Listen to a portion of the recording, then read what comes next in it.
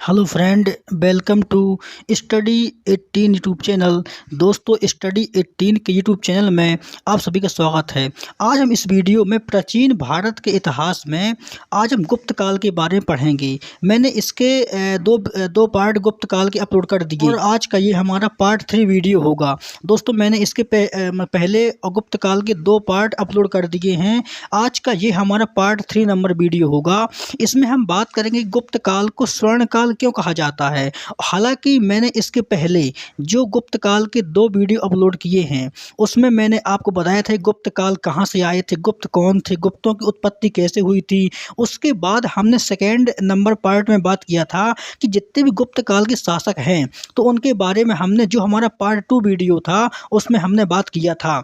इसमें आज हम इस वीडियो में बात करने वाले हैं कि गुप्त काल को स्वर्ण काल क्यों कहा जाता है।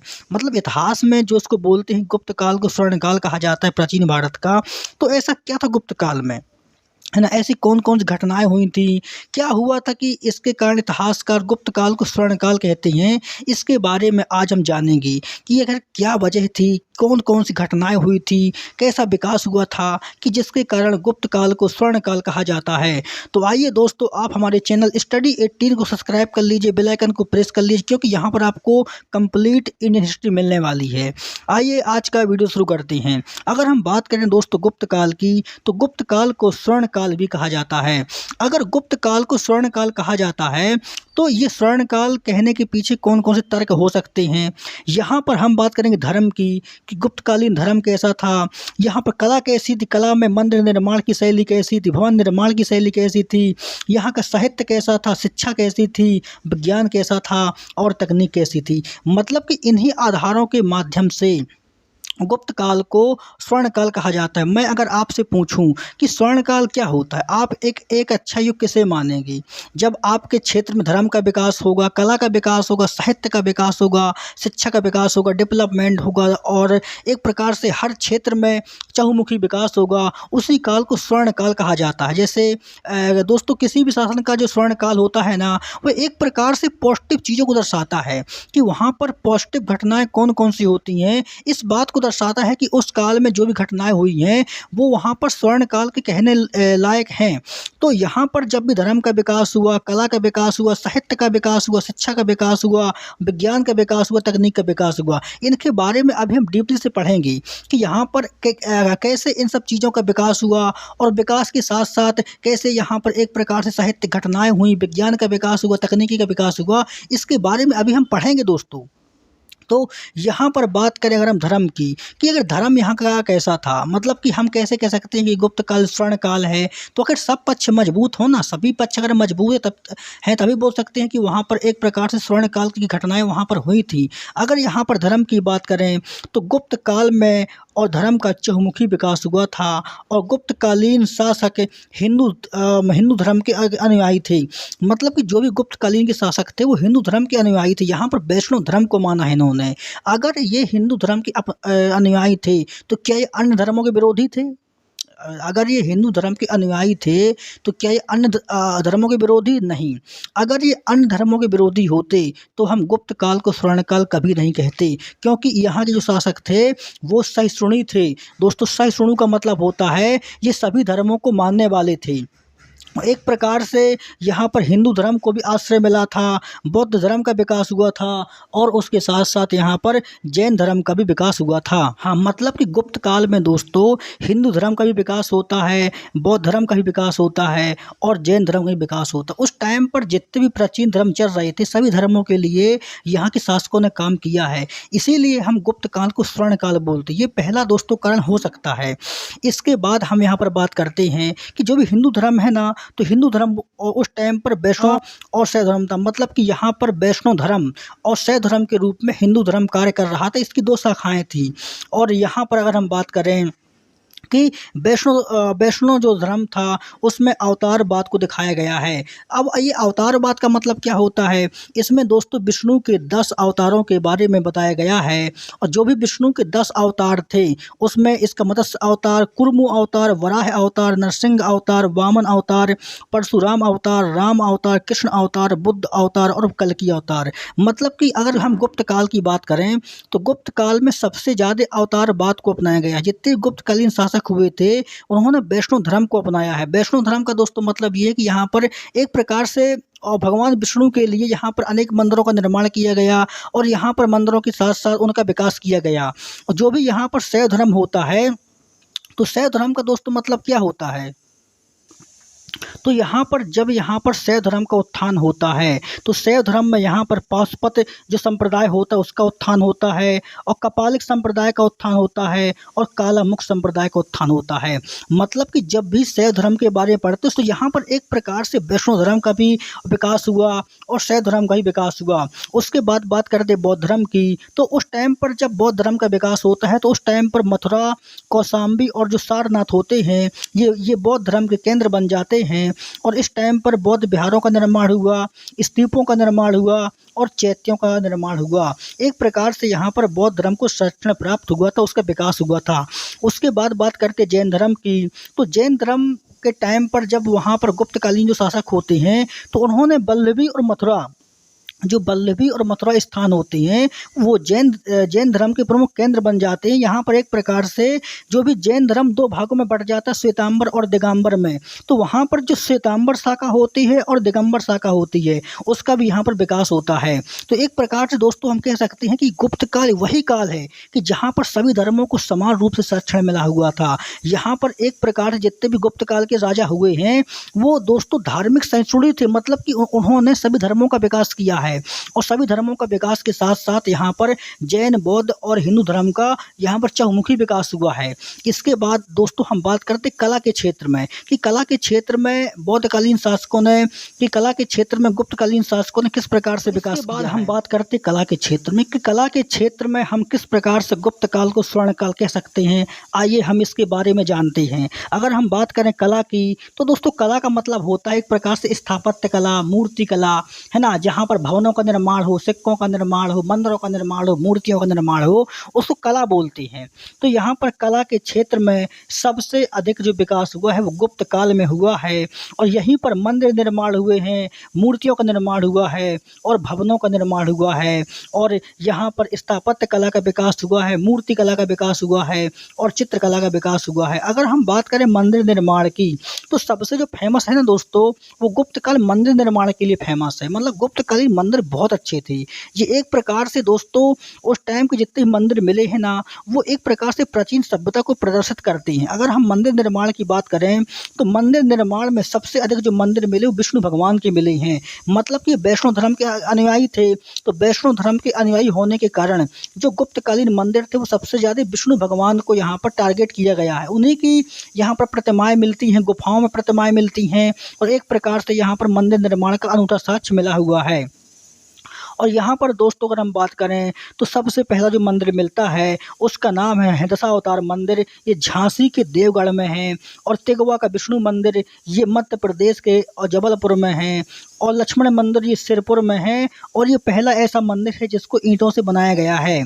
और ये बराह जो मंदिर है ये सागर में है और पार्वती मंदिर ये मध्य प्रदेश के नैना कुठार के पन्ना जिले मध्य प्रदेश में है। उसके बाद हम बात करते हैं भूमरा का शिव मंदिर। ये भूमरा का शिव मंदिर ये दोस्तों नगौद में है, मध्य प्रदेश में। कहाँ पर है? भूमरा का शिव मंदिर नगौद के मध्य प्रदेश में है। और ये खोय मंदिर जो है ये भी नगौद मध्य प्रदेश में है। मतलब कि ये जितने मंदिर हैं ये पूरे मंदिर गुप्तकालीन मंदिर हैं और हर एक एग्जाम में यहाँ से क्वेश्चन जरूर आता है दोस्तों, मौर्य वंश और गुप्त वंश। दोस्तों हिस्ट्री से मौर्य वंश और गुप्त वंश में अक्सर प्रश्न पूछे जाते हैं। वो भी जो क्वेश्चन होते हैं ना वो भी स्थापत्य कला से क्वेश्चन होते हैं, मूर्ति कला से क्वेश्चन होते हैं। तो ये आपको पढ़ना है कि जितने मंदिर मिले हुए यहाँ पर पूरे गुप्तकालीन मंदिर है ये, चाहे वो खोय मंदिर हो और नगौद का, चाहे भूमरा का शिव मंदिर नगौद का हो, पार्वती मंदिर ये पन्ना के नैना कुठार का हो, बराह मंदिर सागर का हो, ये पूरे गुप्तकालीन मंदिर हैं।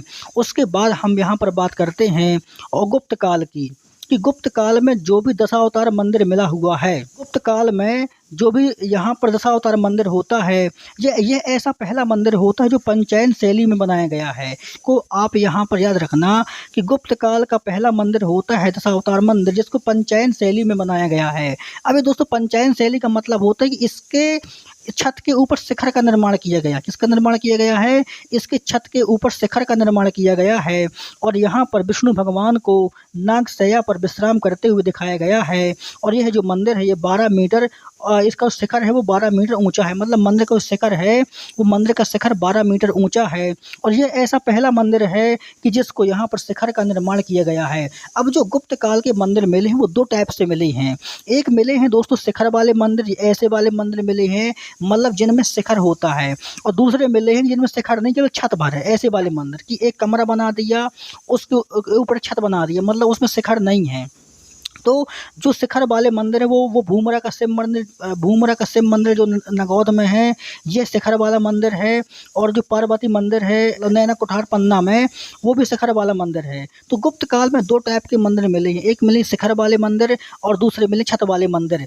तो यहाँ पर आपको यह बात याद रखनी है कि जो दशावतार मंदिर है वो गुप्तकालीन पहला ऐसा मंदिर है जिसपे शिखर का निर्माण किया गया है और ये पंचायन शैली में बना हुआ है। लेकिन जितने भी मंदिर गुप्त काल के मिले हैं वो सभी दोस्तों कैसे मिले? वो सभी छत वाले मंदिर मिले, मतलब उसमें छत भर बनी हुई है, शिखर उसमें नहीं है। अगर हम यहाँ पर बात करें कि यहाँ पर उदयगिरी की जो गुफाएं हैं जो मध्य प्रदेश के और विदिशा जिले में हैं, उसमें क्या मिला है? उसमें विष्णु को बराह अवतार में दिखाया गया है।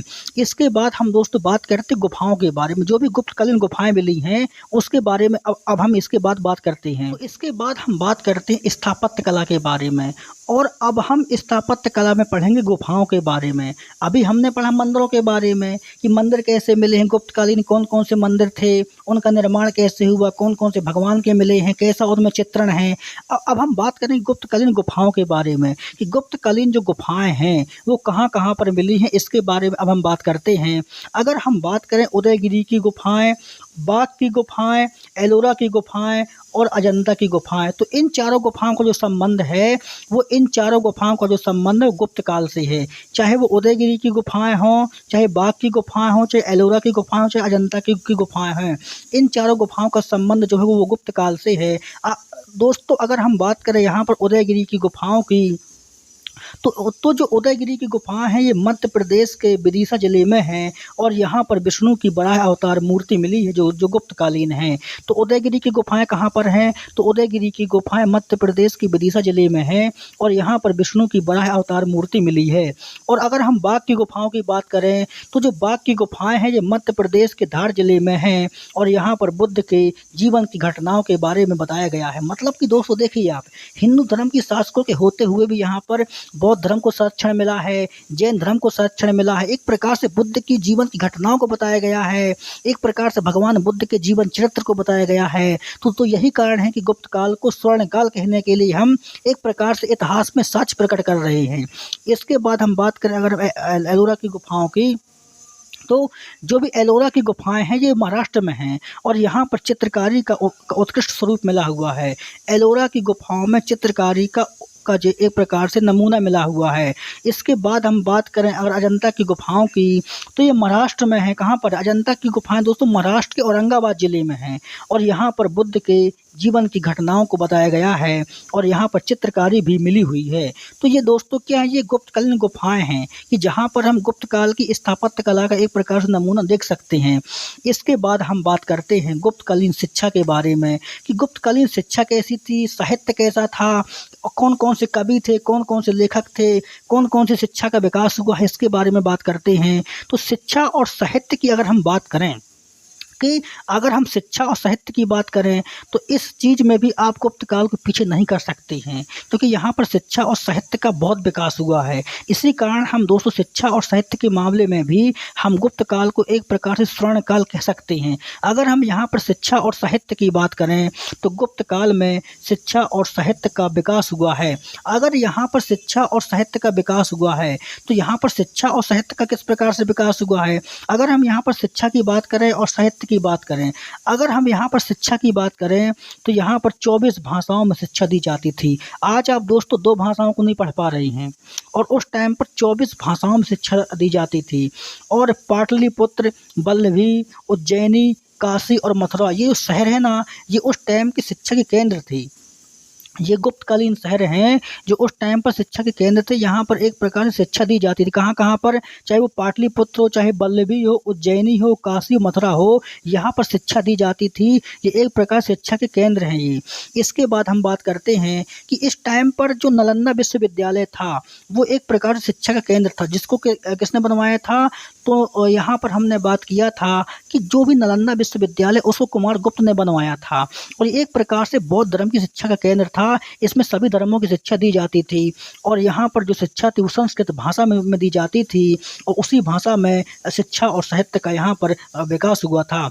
इसके बाद हम बात करते साहित्य की कि यहाँ पर गुप्तों का साहित्य कैसा था, यहाँ पर कौन-कौन सी साहित्य घटनाओं का वर्णन मिला है और कौन-कौन सी साहित्यों का यहाँ पर एक प्रकार से आविष्कार हुआ है, इसके बारे में हम बात करते हैं। अगर हम बात करें साहित्य की कि साहित्य गुप्तों का साहित्य कैसा था, तो यहाँ पर दोस्तों अभिज्ञान शाकुंतलम और विक्रमोर्वशीयम और मालविकाग्निमित्रम, जो तीनों रचनाएं हैं ये कालिदास की हैं और ये तीनों गुप्त काल के टाइम पर हुई हैं।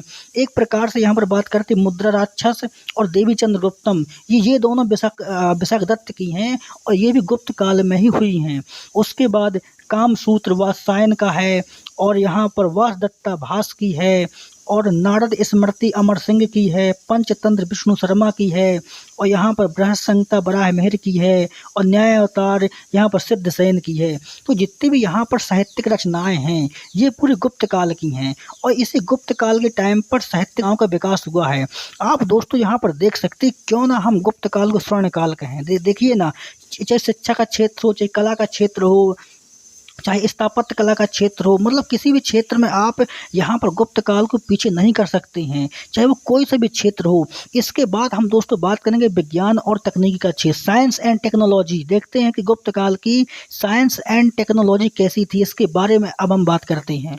इसके बाद दोस्तों हम बात करते हैं गुप्त काल की विज्ञान और तकनीकी के बारे में, साइंस एंड टेक के बारे में बात करती। आज का साइंस एंड टेक कैसा है और गुप्त काल का साइंस एंड टेक कैसा था, इसके बारे में दोस्तों बात करते, कंपेयर करते आज के साइंस एंड टेक से और गुप्त काल के साइंस एंड टेक। देखते हैं कौन सा साइंस एंड टेक आगे निकलता है। अगर हम यहाँ पर बात करें साइंस एंड टेक की, विज्ञान और तकनीकी की, तो जो भी गुप्त काल था ना, तो गुप्त काल में विज्ञान और तकनीकी का यहाँ पर बहुत विकास हुआ था। और अगर हम विज्ञान की बात करें तो यहाँ पर विज्ञान के क्षेत्र में जो सबसे अधिक विकास हुआ है वो ज्योतिष और गणित का हुआ है दोस्तों। ज्योतिष और गणित का जो विकास हुआ है ना, वो गुप्त काल में सबसे अधिक हुआ है। ज्योतिष और गणित के क्षेत्र में गुप्त काल में सबसे ज़्यादा विकास हुआ है। और यहाँ पर गणित के क्षेत्र में यहाँ पर आर्यभट्ट आते हैं और जो ज्योतिष के क्षेत्र में यहाँ पर बराह मेहर आते हैं। और अगर हम बात करें यहाँ पर आर्यभट्ट की, तो आर्यभट्ट ने लिखा है आर्यभट्टी। क्या लिखा है? आर्यभट्ट ने लिखा है आर्यभट्टी, और उन्होंने बताया था कि पृथ्वी गोल है और अपनी धुरी पर घूमती है। तो यहाँ पर आर्यभट्ट की किताब का नाम है आर्यभट्टी और उन्होंने बताया था कि पृथ्वी गोल है और अपनी धुरी पर घूमती है। ये सबसे पे दोस्तों गुप्त काल की बात है ये, मतलब गुप्त काल में आर्यभट्ट ने यह बता दिया था कि पृथ्वी गोल है और वे अपनी धुरी पर घूमती है। आज वैज्ञानिक उसी खोज रहे हैं, मतलब कि इसीलिए भारत को विश्व गुरु कहा जाता है कि जो चीज़ आज विश्व खोज रहा है ना, उसको भारत ने पहले खोज लिया है। बात यह है कि दोस्तों भारत को वैसा बैकग्राउंड नहीं मिला है, हमारे वैज्ञानिकों को वैसा प्लेटफॉर्म नहीं मिला है कि जिसके माध्यम से वो दुनिया के सामने प्रकट कर सकें, सामने कभी नहीं लाया गया है। इसीलिए आज जो है भारत को बोलते हैं कि यहाँ पर कुछ नहीं हुआ है, लेकिन मेरे हिसाब से भारत इसीलिए विश्व गुरु कहलाता है क्योंकि यहाँ पर जो विश्व आज खोज रहा है वो हमारे भारतों के वैज्ञानिकों ने सबसे पहले उसको खोज लिया है। और वहीं पर अगर हम दोस्तों बात करें बराह मेहर की, और सबसे पहले इन्होंने बताया था पृथ्वी गोल है। दोस्तों क्या है कि सबसे पहले आर्यभट्ट ने बताया था कि पृथ्वी गोल है और पृथ्वी अपनी धुरी पर घूमती है और पृथ्वी गोल है, इसको सबसे पहले आर्यभट्ट ने बताया था। इसके बाद हम बात करते हैं ज्योतिष के क्षेत्र में बराह मेहर की। अगर हम बराह मेहर की बात करें तो जो बराह मेहर ने यहाँ पर रचनाएँ किया है वो तो ज्योतिष के क्षेत्र में किया है। बराह मेहर की जितनी भी रचनाएँ आपको मिलेंगी वो पूरी ज्योतिष के क्षेत्र में मिलेंगी। मतलब वराहमिहिर ने ज्योतिष के क्षेत्र में कार्य किया है और इन्होंने पंच सिद्धांत का, बृहत संहिता और यहाँ पर लघु जातक और बृहत जातक, तो ये जितनी रचनाएं हैं, चाहे पंच सिद्धांत का हो, यहाँ पर लघु जातक हो, बृहत जातक हो और बृहत संहिता हो, ये पूरी जितनी भी रचनाएं हैं ये पूरी ज्योतिष के क्षेत्र में मिली हुई है। किसकी? ये पूरी क्या है? ये पूरी ज्योतिष के क्षेत्र में है। इसके बाद दोस्तों हम बात करते हैं नागार्जुन की। तो नागार्जुन ने दोस्तों केमिस्ट्री का विकास किया था, रसायन शास्त्र, मतलब उस टाइम पर केमिस्ट्री का जो विकास किया था वो नागार्जुन ने किया था। इसीलिए दोस्तों तो नागार्जुन को आइंस्टीन बोलते, भारत का आइंस्टीन किसे बोलते हैं? भारत का आइंस्टीन नागार्जुन को कहा जाता है। और नागार्जुन ने केमिस्ट्री के क्षेत्र में विकास किया था, यहाँ पर रसायन क्षेत्र के बारे में यहाँ पर विकास किया था और इन्होंने धातु विज्ञान के बारे में बताया था। और धातु विज्ञान में सोना और चांदी के बारे में मैं बताया था कि सोना और चांदी का प्रयोग किस प्रकार से करना है। अपन को सोने और चांदी मतलब कि धातु के क्षेत्र में धातु का प्रयोग किस प्रकार से करना है, धातु की खोज कैसी करनी है, ये सब बताया था नागार्जुन ने। तो नागार्जुन ने सोने और चांदी का प्रयोग कैसे करना है इसके बारे में मैं और बताया था। और ऐसा कहा जाता है कि पारे का जो आविष्कार हुआ था वो इसी टाइम पर सबसे पहले हुआ था। तो सबसे पहले पारे का जो आविष्कार हुआ था वो इसी टाइम पर हुआ था। एक प्रकार से दोस्तों केमिस्ट्री के क्षेत्र में, रसायन शास्त्र के क्षेत्र में, धातु के क्षेत्र में यहाँ पर जो भी नागार्जुन होते हैं उन्होंने अपना एक प्रकार से सोने और चांदी का यहाँ पर प्रयोग किया था और उसके प्रयोग के बारे में बताया था। उसके बाद दोस्तों बात करते हैं धन्वंतरी की। तो यहाँ पर जो भी धन्वंतरी होते हैं तो उन्होंने आयुर्वेद के क्षेत्र में अपना योगदान दिया था। इन्होंने आयुर्वेद के क्षेत्र में अपना एक प्रकार से सिद्धांत दिया था और ये चंद्रगुप्त विक्रमादित्य के नवरत्नों में शामिल होते हैं और इन्हीं के दरबार में रहा करते थे। इसीलिए यहाँ पर गुप्त काल को स्वर्ण काल कहा जाता है। तो आप दोस्तों खुद बताइए, आप वीडियो देखने के बाद आप ये खुद तय कीजिए कि क्या आप गुप्त काल को स्वर्ण काल कहेंगे, कि जितनी गुप्त काल की सब घटनाएं हुई हैं क्या उनके आधार पर आप गुप्त काल को स्वर्ण काल कह सकते हैं?